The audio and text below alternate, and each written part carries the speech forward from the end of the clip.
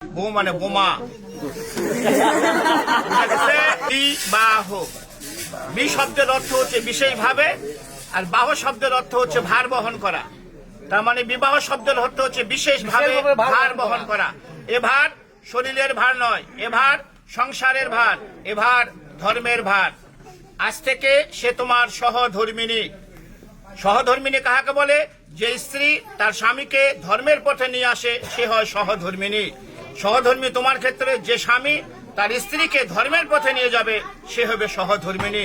তাছাড়া হয়ে যাবে বউ। বউ মানে বোমা। সুতরাং সহধর্মিনী যেভাবে হয় সে কাজটা করতে হবে। আজকে আমরা এখানে আত্মীয় স্বজন বন্ধু বান্ধব সকলকে নিয়ে উপস্থিত হয়েছি এই শুভ বিবাহ করার জন্য। বিবাহের মাধ্যমে পুরুষ লাভ করে পিতৃত্ব, নারী লাভ করে মাতৃত্ব। এই পিতৃত্ব এবং মাতৃত্বের মাধ্যমে গড়ে উঠে তাদের একটা সুখের সংসার। পিতামাতা, ভাই বোন, আত্মীয় স্বজন, বন্ধু বান্ধব সকলকে নিয়ে একসাথে থাকার তারা সংকল্প করে এই বিবাহের মাধ্যমে। মানুষের জন্ম থেকে মৃত্যু পর্যন্ত 10টি মাঙ্গলিক কর্ম আছে, তার মধ্যে বিবাহ হচ্ছে সর্বশ্রেষ্ঠ।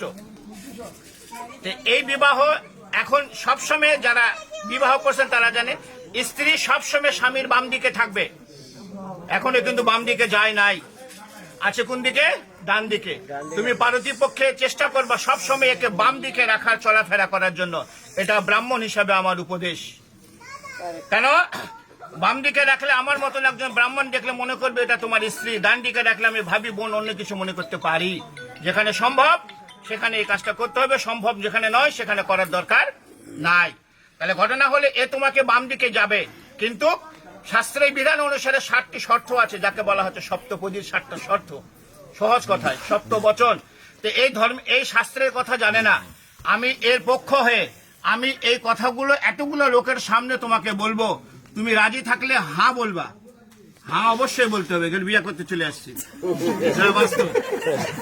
সে, তাহলে সে তোমার বাম দিকে যাবে। তোর ভয়ের কিছু নাই।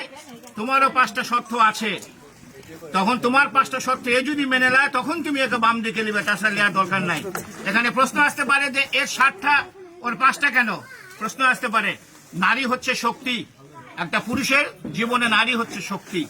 যে পুরুষের জীবনে নারী থাকবে না সে পুরুষের জীবনে কোনো শক্তি নাই। তুমি পূর্ব দিকে তাকিয়ে দেখো, লক্ষ্মী নারায়ণ, রাধা কৃষ্ণ, পার্বতী, শিব, সবাই প্লিজ এরা সবাই হচ্ছে নারীকে নিয়ে চলছে। নারী হচ্ছে শক্তি, মায়ের জাত। এই জন্য আমরা এনাদেরকে সম্মান করি বলে এদেরকে সবসময় উপরের দিকে রাখি। তাহলে এখন এর যে 7টা শর্ত আছে আমি তোমাকে আগে হিন্দিতে বলবো। আমি যেহেতু হিন্দিতে বলবো এবং পরে বাংলায় বুঝিয়ে দেবো। তুমি রাজি থাকলে এবং এমন জোরে হা বলবো আমরা তখন সকলে শুনতে পারি। ক্লিয়ার?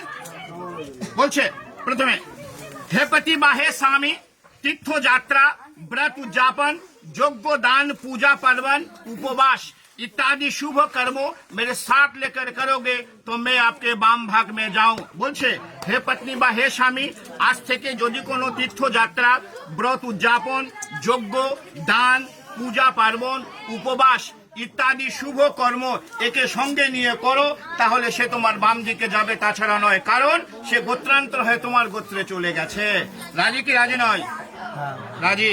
द्वितीय, होम यज्ञ आदि करके देव को पूजन तथा श्रद्धा तर्पण आदि में पितरों में मेरे साथ लेकर पूजन करोगी, मैं तो आपके बाम भाग में जाऊं। बोलते होम यज्ञ आदि, ऐसे होम यज्ञ आदि करे যদি কোনো দান করতে চাও এবং তথা শ্রদ্ধা তর্পণ, অর্থাৎ আমাদের মহালয়া যে হয় না, পিতৃপুরুষের নামে পূর্বপুরুষের নামে জল দিতে হয়, তিল তর্পণ করতে হয়। এই পূর্বপুরুষ যেহেতু সে গোত্রান্তর হয়ে তোমার গোত্রে গেল, এখন তোমার বাসায় যদি এই বিধানটা থাকে তাহলে একে সঙ্গে নিয়ে তোমাকে করতে হবে, তাহলে সে তোমার বাম দিকে যাবে, তাছাড়া নয়। राजी। तृतीय, कुटुंब के रक्षा करो, अतिथि आप्यायन करो और घर में गौ महिष पशु रखो, फिर उनको पालन करो। संसार धर्म में रत रहो, मैं तो आपके बाम भाग में जाऊं। बोलছে কুটুমকে রক্ষা করো মানে অতিথি আপ্যায়ন করো। অতিথি হচ্ছে নারায়ণ। বাসায় যদি তোমার সম্ভব হয় গরু মহিষ এগুলো পালন করতে চাও এবং সংসার ধর্মের মধ্যে যদি রত থাকতে চাও তাহলে সে তোমার বাম দিকে যাবে, তাছাড়া নয়। राजी। चौथे ভালো করে শুনবা, धन धान्य आदि के खर्च करो, दूसरे के घर में रखो, तो मेरे साथ पूछ के करोगे तो मैं आपके भाम भाঙবে যাও। এতদিন যা করেছি এখন থেকে ধন ধান্য আদিকে খরচ করে ইচ্ছা মতন আর খরচ করা যাবে না। দুসরেকে ঘর মে রাখো, অন্যকে যদি বাসায় রাখতে চাও, অন্য যে কোনো হোক, কোনো কাজের হোক তোমার যে, তাহলে এর সঙ্গে একটু পরামর্শ করে তাহলে তোমাকে রাখতে হবে, তাছাড়া নয়। রাজি। पांचवे, मंदिर बगीचा घर तालाब इत्यादि बनाओ, बना के तथा उसके रक्षा करो तो मैं आपके बांग भाग में जाओ। भगवान যদি কোনো সময় কৃপা করে তুমি মন্দির বানাও, বাগিচা বানাও, ঘর বানাও এবং বানানে শুরু হবে না, ওদেরকে রক্ষা করো, তাহলে সে তোমার এগুলো পরামর্শগুলো তার সঙ্গে একটু করতে হবে, কারণ সে হয়ে যাবে সহধর্মিণী। তার মানে তার সঙ্গে একটু পরামর্শ করে এই কাজগুলো করতে হবে, তাহলে সে তোমার বাম দিকে যাবে, তাছাড়া নয়। রাজি। এখন এই দুটো ভালো করে শুনবা। परदेश में यह अपना देश में व्यवसाय वाणिज्य चाकरी कृषि काज करके कमा कर लाओ और मेरे संपूर्ण भरण पोषण करो, मेरे बाबा माँ भाई बहन आत्मीय सज्जन के सम्मान करो तो मैं आपके बाम भाग में जाऊं। निजेर देश होक विदेश होक, যার যে কর্ম ব্যবসা বাণিজ্য চাকরি কৃষি কাজ করে ইনকাম করে এনে এর সম্পূর্ণ ভরণ পোষণ তোমাকে করতে হবে। এর বাবা মা ভাই বোন আত্মীয় স্বজন যেগুলো আছে তাদেরকে সম্মান করতে হবে, তাহলে সে তোমার বাম দিকে যাবে, তাছাড়া নয়। রাজি। এটা একটু ভালো করে শুনে দিন, তোমার কাছে কোনো সমস্যা নেই। সাথে, आज से हम आपका पत्नी सब सुख दुख भाग करके लेऊंगा और अत्यंत हीन भावना और कामना हुए, परंतु पर स्त्री और पर नारी के नाश हो तो मैं आपके बाम भाग में जाऊं। কি বলছে? আজ থেকে আমি তোমার পত্নী, আমরা একে অপরের সুখ দুঃখ ভাগ করে নেব, অত্যন্ত হীন ভাবনা ও কামনা হয়ে, परंतु पर स्त्री অন্য কোন স্ত্রী পর নারীকে নাশ হও, অর্থাৎ একে আজ থেকে যে চোখে দেখা যাবে এই চোখটা আর অন্য কোন নারীর প্রতি দেওয়া যাবে না, তাহলে সে তোমার বাম দিকে যাবে, তাছাড়া নয়। সবচেয়ে গুরুত্বপূর্ণ এটা। তোমার 7টা শর্ত সে মেনে নিছে, আমরা শুনছি। এখন তোমাদের 5টা শর্ত আছে, তোমাকে বলবে, তুমি যদি মেনে নাও তাহলে সে তোমাকে বাম দিকে নিবে, তাছাড়া কিন্তু গুটে টালমা চলে যাবে। ভালো করে শুনবা। बर बोलছে, हे पत्नी मेरे चित्त के अनुकूल तुम्हारा चित्त रहेगी और सदा सदैव मेरे आज्ञा पालन करेगी तो तुम्हारा कहा हुआ वचन मैं मान लूंगा। बोलছে, हे पत्नी मेरे चित्त के अनुकूल, चित्त শব্দের অর্থ হচ্ছে মন, ওর মনের অনুকূলে তোমার মন সদা সর্বদা থাকতে হবে এবং তার আজ্ঞা পালন করতে হবে, তাহলে সে তোমাকে বাম দিকে নিবে, তাছাড়া নয়। রাজি। बर बोलते, सदा सदैव तुम प्रतिव्रत धर्म में प्राण रहोगी और प्रति सेवा करोगी तो तुम्हारा कहा हुआ वचन मान लूंगा। সে বলছে তুমি সদা সदैव প্রতিব্রত যে ধর্মটা আছে সেই ধর্মটা তোমাকে পালন করতে হবে, আর প্রতি যে সেবাটা আছে সেই সেবাটাও তোমাকে করতে হবে, তাহলে সে তোমাকে বাম দিকে নিবে, তাছাড়া নয়। আচ্ছা, এখন ভালো করে শুনবা এই কথাটা কিন্তু। बर बोलते हैं, बोलছে, आज से तुम्हारा सास सिंहार जब मैं घर रहूंगी तब तुम पूरा तरह से करोगी, अन्यथा नहीं, इसलिए तुम्हारा सब सास सिंगार मेरे लिए है। बर বলছে, স্বামী যখন, প্রত্যেক নারীরই কর্তব্য, যারা আছেন বিবাহ করছেন তারা জেনে নেন, প্রত্যেক নারীরই কর্তব্য, স্বামী যখন বাসায় থাকবে তখন নারীদেরকে উচিত অত্যন্ত সেজে গুজে থাকার। স্বামী বাসায় নাই, সাজার কোনো দরকার নাই, কারণ এই সাজ দেখার অধিকার সম্পূর্ণ হচ্ছে স্বামীর। ওই একটা শর্ত দিয়ে আসছে, ওই যে পরান্ত পর স্ত্রী না কর, এই যদি সেজে গুজে অন্য জায়গায় থাকে অন্যজনের চোখ পড়বে। এই জন্য স্বামী যখন বাসায় থাকবে প্রত্যেক নারীদের সেজে গুজে থাকতে হবে, স্বামীর চোখ যায় অন্য কোনো নারীর প্রতি না যায়।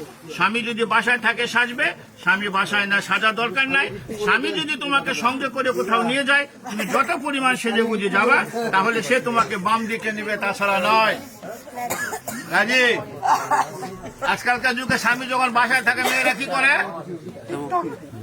ম্যাক্সি পরে থাকে।